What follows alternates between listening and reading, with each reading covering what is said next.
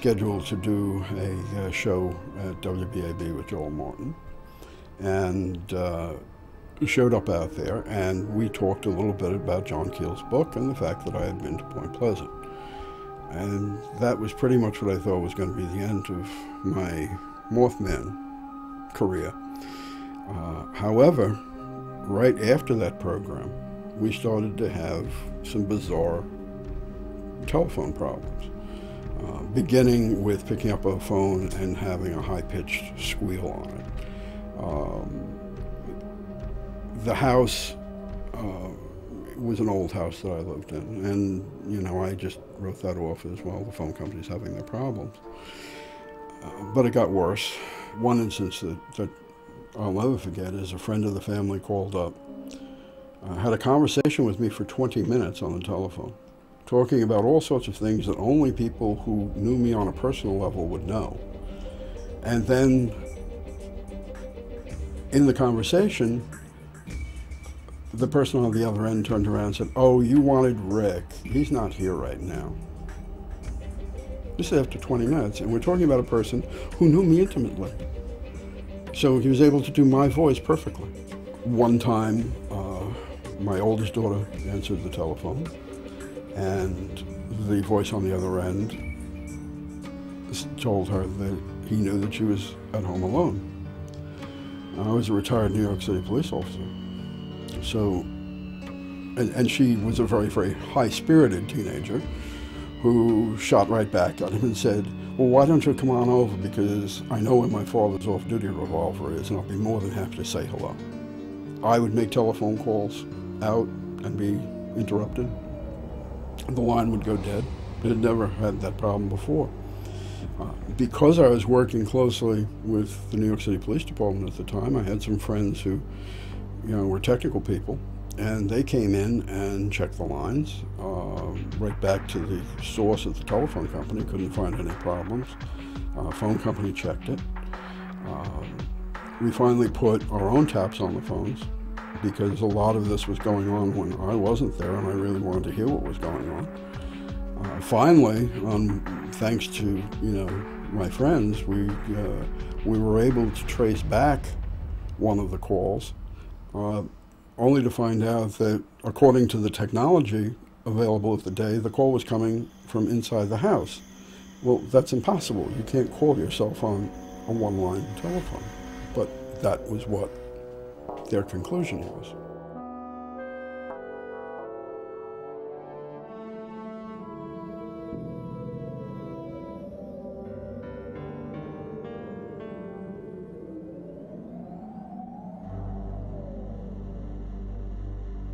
And I caught a glimpse of something to my left coming up over the riverbank, which was probably a quarter of a mile away.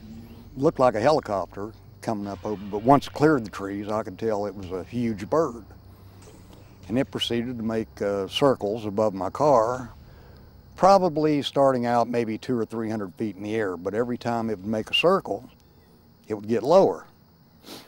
And I started speeding up my car. It was a convertible, and I was amazed by the wingspan, which was every bit of 10 feet, and it very probably could have been more than 10 feet. And I had never seen anything like that before.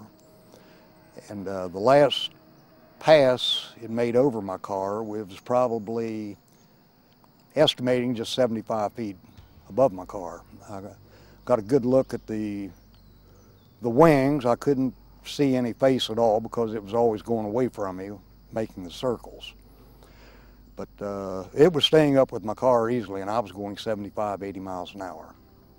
And it finally made the one last pass, and it went back towards the riverbank, which I never saw it after that. From there, I went on up to Mason, West Virginia, which is 13 miles from here. Stopped at a payphone at a service station, called the local sheriff, who I knew personally, and told him what I'd seen, and he wanted to know if I was afraid to come back in town. I said, no, it didn't bother me. Chances are it went where it's going to go. If it was going to eat me, it would already eat me.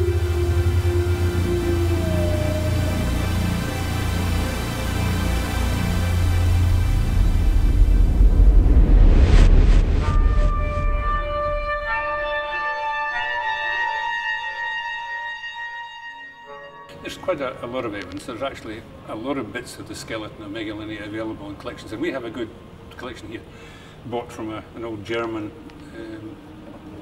chap in 1891. And these three vertebrae give you a good idea of the size of this animal.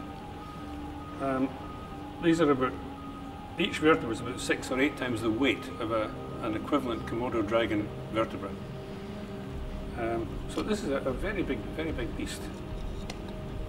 And the whole thing, they have bits of the neck vertebra, bits of the body vertebra, some of the tail vertebra, and it's possible you know how many vertebrae are in an animal, one of these lizards. They don't vary very much, so you can work from that up to the size. The other ones here, there's a bit of the upper jaw here, and you put it against there. It came from a skull about the size of this. We have in Queensland Museum has I think the back of the skull, and we have other bits with a bit of a lower jaw. So basically the skull is out of a modern lizard scaled up. So you've no great trouble reconstructing the rest of it. The other ones here are limb bones. Now they're pretty massive bones. And that again, the modern Komodo dragon, the same femur, is about half the length, and of course much more slender. So this thing's maybe 8 times the weight of a Komodo dragon femur. This is the bone of the radius from the front limb, the arm. And again, it's a fairly massive, it's much smaller than the thing here, but it's a pretty big animal. We even have something as fragile as the ribs. And we're dealing with a rib cage of an animal this big. So put the vertebra in the middle, and you've really got a fairly bulky body. So the animal's quite well known. There's no single complete skeleton. It would be marvellous to, and we know places where the bones have turned up in the Darling Downs. It'd been marvellous if somebody had the money to go and look, or if something turned up and we heard about it in time to go and collect it. But there's so little money for genuine fossil research in this country that we're struggling. But there's lots of things to find there, and there's still possible for people in this country to find new things. So the people in the country, the properties, the country children, they can make major discoveries, especially after times like recently when there's been lots of floods go through. And the floods erode the riverbanks. This is the time to go out and look. But if they do find something, they shouldn't try and dig it themselves. They should bring in the local experts, the museum, the university people, who know how to dig these things up and recover them and record it. Don't try and do it themselves. Report it as soon as possible.